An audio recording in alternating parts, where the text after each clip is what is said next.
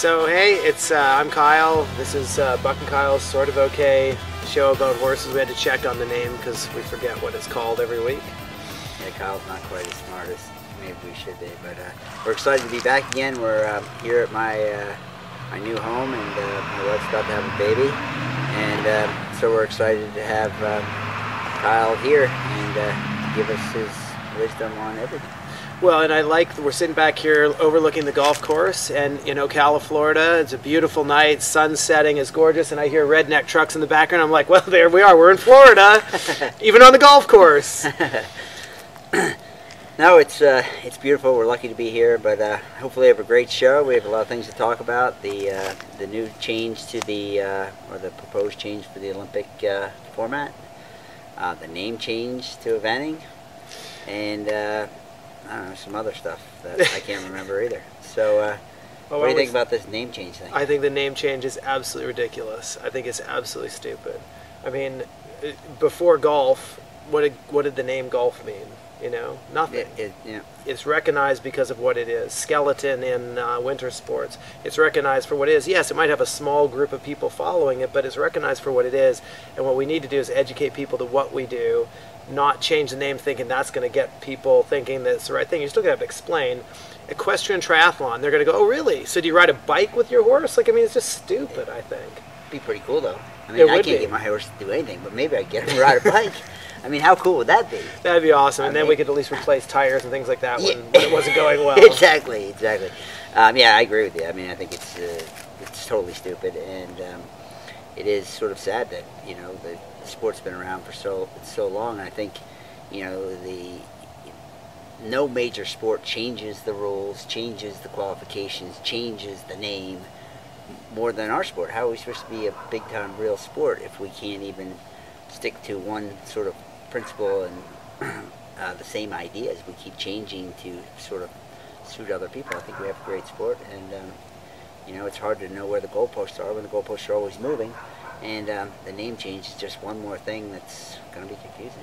Yeah, I don't think the FEI understands at all what they keep grasping at straws as to what they need to do to bring more people in. And what we need to do to bring more people in is get it out there and let people have great shows like this that get people watching the sport and getting involved in it. But educating people to what we do by actually putting it out there and having more entertainment value. But the FEI they just don't seem to understand at all what goes on in the world and in the sport, in my opinion. They always make stupid decisions. And this sport was based on tradition. Yeah. And, you know, and the tradition is what has gotten a lot of people into the sport. And, you know, I understand that as time changes, we've got to change as well. But, you know, I think sticking to our roots is still not a bad thing. And, you know, that leads us sort of right into the Olympic thing of trying to change the Olympic format. Yet again. And trying to, now what they're proposing, 4 riders, but then only 3 count, and then after the jog, there's 2 rounds of show jumping. Yeah, so you're going to have 4 riders. You're going, in case you don't know, they're proposing 4 riders, and after the jog on the last day, they're dropping 1 score, which is normal, but they actually drop that rider out, and that person no longer is eligible for a medal on the team, and then it also, they don't show jump. You've already gone through the rest of the competition. Why would you limit it at that point? It makes no sense to me whatsoever. I mean, you might as well just let them show jump and then do the final 25 for individual medals at the end. Because what happens in show jumping on the team, if you have your 3 riders go in and the one horse stumbles and falls and the person tips off or something stupid happens, now your team is limited to the 2 riders and the 1,000-point score. The whole point is it's a team competition at that point, and I think that there's a lot to be drawn upon by having riders in the supporting roles that help bring teams to success. And what other sport do you drop a quarter of the team midway through the game? Yeah, you know, like, I think it might be easier to teach my horse to ride a bicycle. Yeah, well, I think it's an equestrian triathlon. I'm going to start training my horse on a bicycle. Well, we already swim them a little bit, so what the hell? Well, I'd be able to jump in the water and fall off and start swimming, but yeah, crazy. Anyway. Yeah. Again, I think on. it just goes back to the point of that I really don't think the FEI knows what direction they're trying to take. They're grasping at straws instead of trying to strengthen what we have going on, and making a few small modifications is fine, but to change it around like that, they're already going to have 4 horses back in the barn, so the cost is still going to be it's already going to be costing as much as the normal competition. All you're doing is saying you're not going to get to show jump in the 1-team round, and that's just, I just don't think it's absolutely asinine. And you look at the sports that, like you take, football, and then you had the Arena League, and you have the XFL, and trying to make it so it's... Is that Donald Trump's women playing in... That's the lingerie. But that's his, right? Well, maybe. I'm not sure. Again, stupid idea by Donald Trump. But trying to change football to make it exciting for TV and make it so that the players can dance and they're not going to get fined. They can say, and it's gone. Nobody follows it. Nobody likes it because it's not real. So hopefully they don't do that to eventing. Anyway, Kyle and I are not going to be promoting the... Yeah, we'll still continue to call it eventing, so that you'll have to actually look a little bit harder to find our comments. So Pinetop ran last weekend. We were both up there. I will say it was last year I was up there and there was like 2 inches of ice on the water jump. It wasn't as cold this year, which was nice. It was still a little chilly, but interesting course. Yeah, it was I had to drive Kyle. Obviously he's got plenty of money, so he's hiring me to drive, and I'll do just about anything. So I drove him up with plenty of leg room in the car. And yeah, I had a great. I haven't been to Pinetop in forever. I've been absolutely freezing, soaking wet, and it was great this year. I really liked the course. I really liked, to get it, the distances were all nice and actually forward for real, and you actually got to go someplace. The ground was good, and I took 3 young, inexperienced, advanced horses, and they all did their first 3 stars, and they were all good. And I got home, and Andre didn't have a baby, and so it really was all good. It was all good, yeah. We had, I didn't have quite as enjoyable of a weekend, but I going back on it, I looked back, and I just have to sort of change my my misery level, because the one horse actually did have a pretty good weekend. I had a run out on the cross country, which I absolutely hate, and it pretty much spoiled my whole flavor for the whole thing. But in the end, when I look back on it, he actually was quite good through the whole weekend. He kind of had a bit of a gap between his last run and this one, so. The one thing I will say, and the cross country was great. I thought the course was great. The footing is always good there. The terrain's fantastic. They do a really good job with that. But the dressage to enter the arena, you pretty much climbed a hill to get into the arena because there's no entrance to it. And then my biggest complaint with it is the warm up for cross country. For show jumping is just miserable and slippery, and it's just not well thought out. And to me, at this point, you're going to run an FEI competition. There should be a standard that you expect. You're going to jump on grass, that's fine. I don't have a problem with that. But the warm-up is unacceptable in my opinion. And I'm sure this is, people are going to get upset that I would come out and say something like that, because how can we criticize an event? But we're going to show and perform, and we're going with an expectation that there's a little bit more done than there was, I thought. Yeah, I would agree with that, and and I think they probably got lucky as far as with the ground in the show jumping arena. I thought Chris did a really good show jumping course. Yeah. I thought it was really fair. It probably wasn't up to max height as far as this early in the season, but you saw the show jumping be influential, but not disheartening, and you didn't get fill yourself full of confidence because you jumped a clean round when that was where everybody did. So I thought that was good. And one thing I have to say about the cross country and praise Derek is early in the season, everything he put out was what you were going to see at the bigger competitions. But what they call the scallop brush wasn't really skinny. It gave the horses, encouraged them to jump it.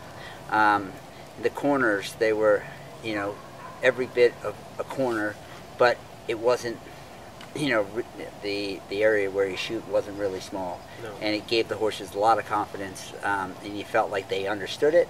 And then you keep going down the road. I feel like sometimes the course designers try to, almost make the horses confused early and not explain to them what they should be doing. And as you go, you want to be building their confidence, not taking it away. And I thought Derek did a great job of that. The course was big. It was up to advanced height and width for sure, but I thought the accuracy questions really taught the horses a lot. And I was really thankful and pleased to have nice, strides that weren't confusing. It was either 3 strides or it wasn't. It was, sort of getting tired of these 4.5s and 5.5s, and where you feel like you're ripping them in the mouth and the horses aren't making good shape. So I was really happy and pleasantly surprised. And if they could turn up the heat, I would go all the time. I think the thing that I thought with the course was it certainly started big, and that got, I would have rather it a little bit easier to start with, but whatever, it worked. But he built to the site well, I thought. It was big, and you walked and you're like, oh my God, it's really impressive. But it's a place that allows that, and it's always allowed that. I've ridden there forever because they used to be our premium event coming down from Kentucky. And they do, it really does allow for a proper cross-country course, and it's great this time of year, which is actually why I put it on the schedule for my horses this year, was just to get them, I'm just trying to get them started so that before we get to the event, the events, not that one matters more than another at this point, but I want to get them to their later events having sort of seen a wider range than just the typical ones that we would go to normally. So I think it worked well. Mission accomplished. Exactly. Yeah. I feel horrible about myself. I feel miserable about my efforts, and so good things are good. Yeah, but we're here, and it's the horses are happy and sound, and we're happy and sound, and that's maybe you're not happy. Not sure about sound actually myself, but yeah, you need to get. Been telling Kyle he's got a sore back, and keep telling him all my friends and my family that have had back problems need to go get it fixed. Yeah, well, I've got some especially when you get to your age, exactly. You're still a young guy like myself. The kids are asking me to pick them up. I'm like, oh no, I can't do that. They're like, why? I'm like, yeah, because I'm just getting by. Yeah. But see, now who's laughing at the height problems? Exactly. I have that problem, yeah. I would like to go and play golf on your golf course here, but I'm not sure that is any sort of thing that I could be doing at the moment. All that twisting would just about put me out. So then, we're covering a couple shows here. Yesterday was the World Cup qualifier over at Live Oak, where they're planning on having a CIC next year. I got to say, I'm really excited about the site. I'm really excited about having that added to the calendar. I thought they did a very good job with the show, but I sat in the stands with the peasants, because that's where I belong. I did. And no, I'm sure you didn't. But I found it interesting, having come and grown up right down the road from Spruce Meadows, the one thing they always did a really good job with was getting the audience to understand what was going on in the ring and what the competition was. And we sat and listened to people in the audience talking about the 4 penalties on the board, and that there was time penalties, and really not understand what was going on. A bunch of them, they all, everybody was there. It was really well packed, and then they all started clearing out sort of midway through, as though they didn't understand that the jump off was going to be super exciting, and it was. And that they didn't do a good enough job, I don't think, having the people in the stands really get excited about what was about to happen. And I think that we've got to do a better job educating, especially once the people arrive there. It's a great site. I walked in the front gate and saw all those Porsches lined up, and so I immediately was like, oh, this is awesome. I love this place. But everything is there, but they could really I think that most shows could take a lesson from how they do it at Spruce Meadows, because what they've done there is they started with no educated people, and educated a whole city to not just supporting the venue, but educate them to understand. They could explain show jumping to people that don't know anything about it, because every time you go, you get a full education. And I think that's really important. Having especially sat there with people that were just watching, and watching them sort of leave, and I think they'd come back, but they didn't leave, I don't think, any better off understanding what they were watching. I mean, yeah, I didn't sit in there. I was my friend Aaron was riding in class, and so I was standing in the sort of riders area, and I'm lucky I actually understand it. So, but I was a little shocked to see how many people left before the jump off. Yeah. But I think Chester and his group have to be applauded on how they get people there. I mean, they had, and apparently on Saturday there were more people than yesterday. So really? Well, there was hardly anywhere to sit, so it wasn't Yeah. like they were lacking for people in the stands. It just it struck me when I was listening to people around me that I they just were thought not it was getting. hot. Like, I thought it was something like, and I thought, but maybe, I mean, you could be right. And but it was a great show, and you know, I hope that Red Hills sort of joins in helping and wanting this to to happen with Chester and help, and so that both events can prosper. I think that Chester's event's going to happen. Yeah, well, and so Red Hills, get on board. Yeah, well, I think we want to go to and support that event as well, but. Yeah. Let's not. We can do both. I we think need to make sure everybody works together. I think in the end, a lot of the competitions get worried that they're going to lose people to events like if Chester has one feature class. But the reality is we're going to run training, 10 times maybe on a horse, prelim maybe 10 times on a horse. We're going to go to all the shows before we get them up there, probably 45, 50 times, maybe not that, but maybe 30 times.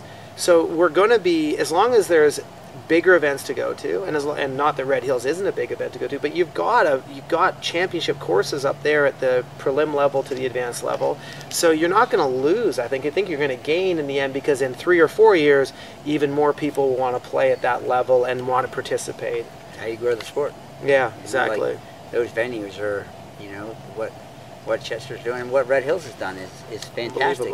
The thing that Live Oak has is they have that World Cup qualifier, so the FEI tells them when that event's going to be. Yeah. So, but I know Live Oak is willing to work with Red Hills and put the eventing on early in the week, and hopefully Red Hills then can put their show, for the top class later in the weekend, and it will work. And I think everybody hopefully can come together and.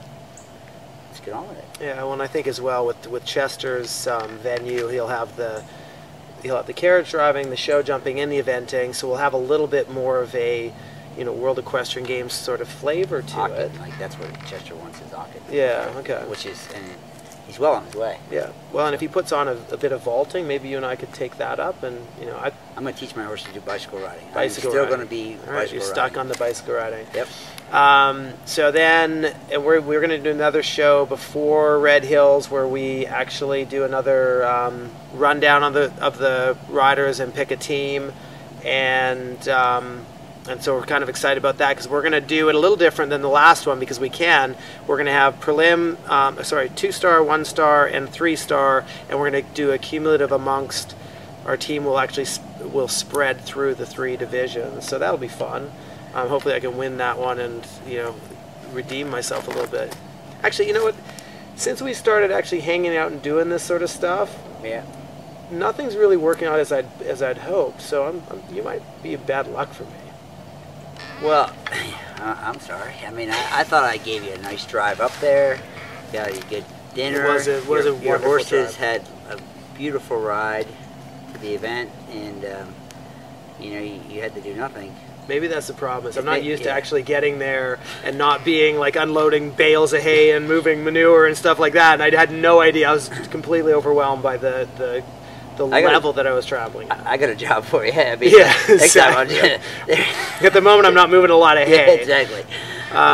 No, we had a good drive and we had fun. And it's we'll have to do it again. Neither one of us, we gained experience last week. We didn't really win anything, but we're more experienced for it, and thank God. We had some sad news today that my first national championship horse at Kentucky, Mystic Mike, had to be put down this morning, and I just wanted to say to Jan, who has been one of my best friends, my first owner, my first groom, and the reason that I am who I am, and I'm so sorry for her. He lived a great life, and I know she loved Mikey, and she does all her animals, and just thinking of you, Jan, and I love Mikey, and I love Jan, and I'm sorry, but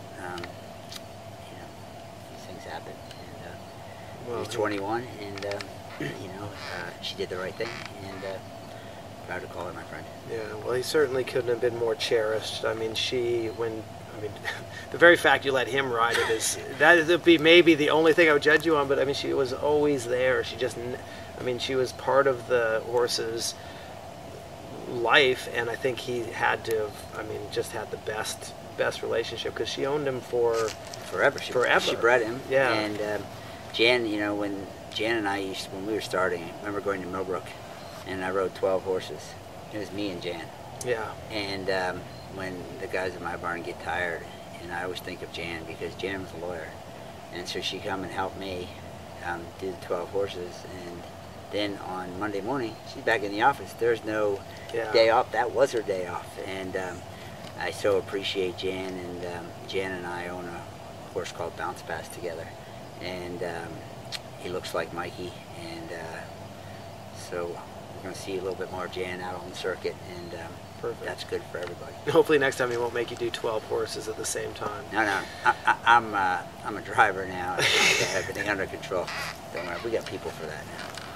All right, well, thank you guys very much for tuning in. Again, we'll have another episode here in the next little bit for prepping for Red Hills. Thanks, guys. Keep kicking.